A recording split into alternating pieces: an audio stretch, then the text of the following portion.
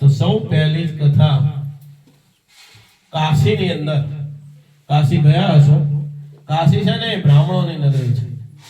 કાશીમાં તમે બ્રાહ્મણો ત્યાં જોવા મળે. એક ગરીબ બ્રાહ્મણ હતો ત્યાં. જો તમે જોજો દરેક કથામાં એની શરૂઆતમાં એક ગરીબ બ્રાહ્મણ હતો. ક્યાં એવું આવ્યું કે એક ગરીબ પટેલિયો હતો, એક ગરીબ વાણિયો હતો, એક ગરીબ ભરવાડ હતો? આવું જઈ આવ્યું? એક ગરીબ બ્રાહ્મણ હતો કથામાં. તો કાશીની અંદર બ્રાહ્મણો વધારે છે. આમે ઉત્તર પ્રદેશમાં બ્રાહ્મણો વધારે. આપણા ગુજરાતમાં બ્રાહ્મણો હતા નહીં, પણ સિદ્ધરાજ જયસિંહે જ્યારે યજ્ઞ કર્યો પાટણની અંદર, ઉત્તર પ્રદેશમાંથી 1000 બ્રાહ્મણો લાયા.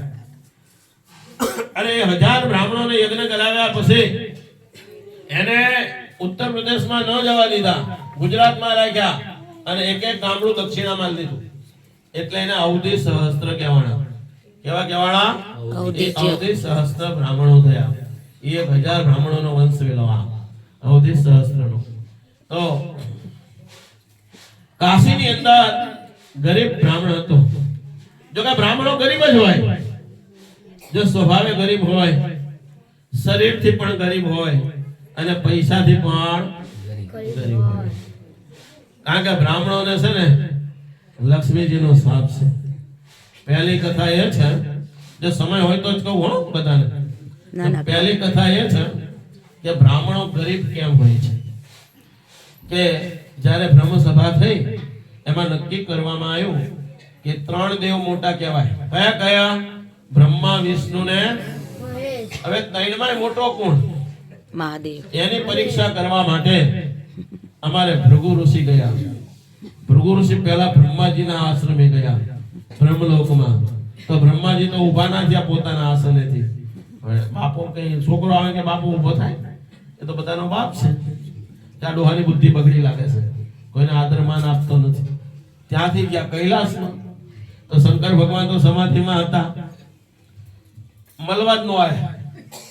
પાર્વતીજીએ ચા પાણી નાસ્તો કરાવી લીધો, પણ મહાદેવ બહાર આયા એટલે કે આમાંય કઈ છે. ત્યાંથી ગયા વૈકુંઠમાં. ભગવાન નારાયણ સુતા છે, લક્ષ્મીજી એમના પગ દબાવે છે. જો લક્ષ્મીજી નારાયણના પગ દબાવે ને, એના ઘરમાં લક્ષ્મી ખૂટે નહીં. હા, તમારા નારાયણને તો તમે ઓળખો છો ને?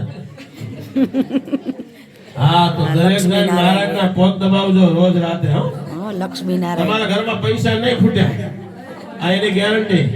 અને ખૂટે તો લઈ જજો. હા, લક્ષ્મીજીના પગ દુખે. પણ એક વખત ટ્રાય કરી જો. મારી પાસે તો ઘણા દાખલા છે કે જેને જેને પગ દબાયા આજ કરોડપતિ છે. આજે કરોડપતિ છે, જેને જેને પોતાના નારાયણના પગ દબાયા. આ લક્ષ્મીજીનો પ્રભાવ છે. તો લક્ષ્મીજી પગ દબાવતા હતા, નારાયણ સુતા હતા અને અમારા ભૃગુ ઋષિ પહોંચ્યા. ભૃગુ ઋષિએ શું કર્યું? ભગવાન સુતા હતા ને તે છાતીમાં પાટો મારી. શું કર્યું? એકદમ પાટો મારી. એકદમ બેઠા થઈ ગયા ભગવાન. ઓ બ્રહ્મદેવ આપ આયા, મને ખ્યાલ ન રહ્યો, મારો વાંક છે. ભૃગુ ઋષિને ઉઠાવીને પોતાના આસને બેસાડ્યા, એના પગ ધોયા, પૂજા કરી. ઓલા લક્ષ્મીજી નારાજ થઈ ગયા. અરે જેને પાટું માર્યું છે તમને, એને તમે પગ દબાવો છો, એની તમે પૂજા કરો છો? જાઓ, આજથી હું બામણના ઘેર નહીં જાઉં. લક્ષ્મીજીએ શાપ આપી દીધો કે બામણના ઘરે હું નહીં જાઉં. ભગવાન કે આ શું કર્યું તે? બ્રાહ્મણ તો મારું મુખ છે. યજુર્વેદમાં ભગવાન એવું બોલ્યા છે કે બ્રાહ્મણો છે મુખમાં છે. બ્રાહ્મણ છે ને એ મારું મુખ છે. તમારે ભગવાનને જમાડવા હોય ને, ભગવાનને તો બામણને જમાડી દેવા. બામણને જમાડો ને એટલે ભગવાન જમાડ્યા બરોબર છે. જેમ અગ્નિમાં આહુતિ આપો અને ભગવાન સુધી પહોંચે, એમ બામણને જમાડો એ ભગવાન સુધી પહોંચે છે. આપણા ઘેડિયાઓ બામણ જમાડતા, યાદ હોય તો. હવે બધું બામણ જમાડવાનું ગયું. હવે બ્રાહ્મણને આટલો બધો પ્યાર ભગવાન કરે છે કે બ્રાહ્મણ મને એટલા બધા વાલા છે, બ્રાહ્મણ મારું મુખ છે, બ્રાહ્મણ મારું સ્વરૂપ છે, અને તે બ્રાહ્મણને શાપ આપી દીધું. ત્યારે લક્ષ્મીજી કહે ભલે મારી ભૂલ થઈ, તો કે જે બામણ મને બોલાવે ને અહીંયા તારે આવવું પડશે મારી જોડે. ક્યાં જઈશ? હું જઈશ તો આવીશ જ ને. એટલે જે બામણ નીતિ નિયમમાં રહેતો હોય, બ્રાહ્મણ નીતિ નિયમમાં રહેવું એટલે જ્યાં ત્યાં ખાવા ન બેસી જવાય, બામણ થી ડુંગળી લસણ ન ખવાય. આ શિક્ષાપત્રી માં કહ્યું છે. જે બામણ પોતાના નીતિ નિયમમાં રહે ને ક્યારેય દુઃખી થતો, અને જે ભગવાનને કાયમ રાખે, અહીંયા લક્ષ્મીજી આવે ને આ એક મુખ્ય કારણ એ છે બ્રાહ્મણો ગરીબ હતા અને ગરીબ છે આજે પણ. હવે બીજું કારણ એ છે કે ભગવાનના લગ્ન થયા, લગ્ન પછી લક્ષ્મીજી પૂછે ભગવાનને કે મારે લાશ કોની કાઢવાની? પેલા લાશ કાઢતા, ખબર કે તમારાથી મોટા હોય ની લાશ કાઢવાની. ભગવાને ચારે બાજુ નજર કરી, ભાઈ કોઈ મોટું દેખાણું, પણ બ્રાહ્મણ ઉપર નજર પડે, આ બ્રાહ્મણ મારાથી મોટા છે. ભગવાન એવું કહે છે બ્રાહ્મણ છે ને એ મારાથી મોટો છે, તો લાશ કાઢવાની કોની? બ્રાહ્મણની. એટલે લક્ષ્મીજીએ લાશ કાઢી, લાશ કાઢી જોડે આવે એટલે બ્રાહ્મણ થી શેટા ભાગે. લાશ કાઢે પછી ના આવે જોડે. ત્રીજું કારણ કે દક્ષ રાજા યજ્ઞ કર્યો અને યજ્ઞની અંદર શંકર ભગવાનનું આસન ના રાખ્યું. બ્રાહ્મણોએ યજ્ઞ કર્યો અને નંદીએ શાપ આપ્યો કોને? બ્રાહ્મણોને, કે તમારો ઈષ્ટદેવ મહાદેવ છે અને મહાદેવની પૂજા કર્યા સિવાય તમે યજ્ઞ કરો છો, જાઓ બ્રાહ્મણો ભીખ માંગી ખાઓ. એટલે નંદીનો એક શાપ લાગ્યો. આ ચોથું કારણ કે કૃષ્ણ ભગવાન જ્યારે વાસરડાઓને લઈને સરાવા જતા ગોકુળમાં, વૃંદાવનમાં, ત્યારે બાળકો ભૂખ્યા થઈ ગયા. 4 વાગી ગયા. બાળકો કે લાલા ભૂખ લાગી છે. તમે એક કામ કરો, મથુરામાં યજ્ઞ ચાલે છે, ત્યાં જાઓ, ત્યાં તમને બ્રાહ્મણો પ્રસાદી આપશે, ખાઓ, લેર કરો, યજ્ઞના લાડવા ખાઈ આવો. હું ત્યાં સુધી વાસળા હાચવીને બેઠો છું. એટલે ગોવાળિયાઓ ત્યાં મથુરા ગયા. ઓલા બ્રાહ્મણોએ પ્રસાદી તો ન આપી, પણ ધોકા લઈને વાયા થઈ ગયા. કયા ગામના સો આવા ગંધાતા છોકરા કોના? અમારા યજ્ઞમાં આયા, અમારો યજ્ઞ ભણાવવા આવી ગયા. ત્યારે બ્રાહ્મણો ઓલા ગોવાળિયાઓ નારાજ થઈ ગયા. બ્રાહ્મણોને સાપ આપીને નીકળી ગયા. પણ ગોરાણીઓને ખબર પડી કે ભગવાનના બાળકો એને આ બ્રાહ્મણોએ કાઢી મૂક્યા.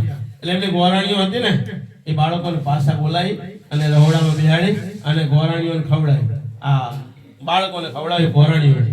ગોરાણીઓને આશીર્વાદ મળ્યા. શું ખબર છે? કે જાઓ હવે આજથી તમારે રાંધવાનું બંધ, ગોર બાર રાંધશે. તમારે ગોર બાર રાંધશે, તમારે રાંધવાનું. રસોડા આવી ગયા. આજે પણ મથુરામાં છે ને બ્રાહ્મણો જ રાંધે, ગોરાણીઓ તો બેઠી હોય, પાન મસાલા ચાવતી હોય સોફામાં, અને રોટલી પેલો કરતો. આજે પણ મથુરામાં એવું.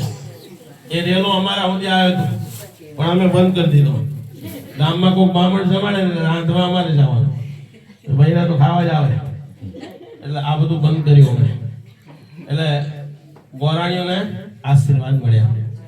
ભગવાન રામની કથા એવી છે કે અયોધ્યામાં રાવણને મારીને આયા અને બ્રાહ્મણોની 84 કરી. આખા અયોધ્યાના બ્રાહ્મણોને જમાડવા બોલાયા. બ્રાહ્મણો આવીને વાતો કરે કે રામ કોને મારીને આયા? કે રાવણને. તો રાવણ કોણ હતો? કે આપણો બ્રાહ્મણ હતો. બ્રાહ્મણને મારીને આયા, લીના લાડવા ખવાય? એ રસોડું તૈયાર થયેલું, બ્રાહ્મણો ખાવા ન બેઠા, ત્યાં ભગવાનનો અપરાધ થયો. એટલે બ્રાહ્મણો ગરીબ હોય છે, એના ઘણા બધા કારણો છે. આવો એક બ્રાહ્મણ સતાનંદ નામનો બ્રાહ્મણ છે, બહુ ગરીબ છે, આજે ખાવાનું મળે નહીં. ભગવાનને બહુ વાલો હતો. એટલે ભગવાન એક ઘરડા બ્રાહ્મણનું રૂપ લઈ કાશીમાં આવ્યા. કાશી નગરી છે ને બહુ જૂનામાં જૂની નગરી. કાશીનો ક્યારે પ્રલય થતો નથી. શંકર ભગવાન પ્રલય કરે પણ કાશીને એના ત્રિશૂળમાં લઈ લે, પછી પ્રલય કરે. પછી નવી સૃષ્ટિ ઉત્પન્ન થાય, વળી પાછી કાશીને મૂકી દે. કાશીમાં જે મરે એને મોક્ષ જ મળે, એની ગતિ થાય જ, આવું ગતિ થાય નહીં. આવું કાશી. અને કાશીમાં બ્રાહ્મણ રોજ ભીખ માંગે પણ ખાવાનું મળે નહીં. ભગવાન એક ઘરડા બ્રાહ્મણનું રૂપ લઈ કાશીમાં આવ્યા. કાશીમાં આવી ઓલા બ્રાહ્મણને પૂછે કે તમે શું કરો છો? કે મહારાજ ભીખ માંગુ છું, આજે ખાવાનું મળે નહીં. ત્યારે ભગવાન કહે તું સત્યનારાયણ ભગવાનની કથા કર તો તારી દરિદ્રતા મટી જશે. તો કેવી રીતે કરું મહારાજ, મારી પાસે કંકુ લાવવાના પૈસા છે, મને આજે ખાવાનું મળતું નથી. તારી શક્તિ હોય ને એટલું કરજે, કઈ ના હોય તો એક તુલસી પત્ર ચડાવજે, કોઈ ભગવાન રાજી થશે. આવી વાત કરી તો કે મને એનો વિધિ બતાવો. એટલે ભગવાને બધો વિધિ બતાવ્યો. આખો દિવસ ઉપવાસ કરજે, સાંજે બ્રાહ્મણોને બોલાવજે, પ્રસાદી વેચજે, શક્તિ પ્રમાણે પૂજા બોલાવજે, આ બધું તું કરજે. બધો વિધિ સમજી ઘેર આવ્યો. ઘેર આવે આખી રાત ઊંઘ આવી. સવારે ઉઠ્યો અને મહાદેવના મંદિરમાં ગયો. કાશી વિશ્વનાથ મંદિરમાં જઈ પૂજારીને કે મને થોડું કંકુ આપો. એક વાટકીમાં કંકુ લીધું, થોડા ચોખા લીધા, એક થાળી લીધી અને મંદિરના પગથિયે બેહી ગયો. જેટલા દર્શન કરવા આવે એને ચાંદલો કરે. ને બામણ પાસે કોઈ મફત ચાંદલો કરાવે, કોઈ 10 રૂપિયા મૂક્યા, કોઈ 20 મૂક્યા, કોઈ 50 મૂક્યા. એને સંકલ્પ કર્યો હતો કે આજે જેટલા રૂપિયા થાળીમાં આવે એ કથામાં વાપરી નાખવાના, બીજે ક્યાંય વાપરવાના નહીં. હાંજ પડી થાળી ભરાઈ ગઈ. પછી તો પૂજા પોય આવી ગયો, બામણની દક્ષિણા આવી ગઈ, પ્રસાદી ના થઈ ગયા, એટલા બધા રૂપિયા આયા. અને સાંજે એને કથા કરી તો કથાના પ્રભાવે કરી એ બામણ બહુ રૂપિયા વાળો થયો. બીજા દિવસે ગયો, બીજા દિવસે થાળી ભરાઈ ગઈ, ત્રીજા દિવસે ગયો. એમ કરતા કરતા કાશી વિદ્યાપીઠમાં એ ભણ્યો અને કર્મકાંડી બામણ થઈ ગયો. અને એ કર્મકાંડી બામણ કાયમ માટે ભગવાન જોડે રહેવાનું હોય એટલે એ રૂપિયા વાળો જ હોય, દુખી થાય નહીં. આ બામણ પાસેથી બીજા કોને સાંભળી તો કે બામણના ઘરે કથા ચાલતી હતી અને કઠિયારો નીકળ્યો અને કઠિયારાએ કથા જોઈ. બામણને પૂછ્યું કે આ શું કરો છો? કે સત્યનારાયણ ભગવાનની કથા. તો કે આનાથી શું ફાયદો? કે હું દરિદ્ર હતો, મને આજે ખાવાનું મળતું નહોતું, આ કથાના પ્રભાવે કરે આજે મારી પાસે વૈભવ થઈ ગયો, પૈસા થઈ ગયા, મકાન થઈ ગયું. આ બધું કથાના પ્રભાવે. તો કહે છે હું પણ ગરીબ છું, મને એનો વિધિ બતાવો. એટલે બામણે આ કઠિયારાને બધો વિધિ બતાવ્યો. કઠિયારો ઘેર આવ્યો.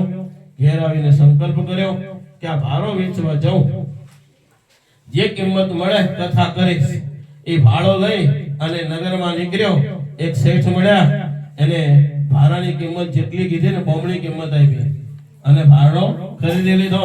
ડબલ પૈસા મળ્યા. એટલે કઠિયારો બહુ રાજી થયો. ઘેર આવીને સત્યનારાયણ ભગવાનની કથા કરી.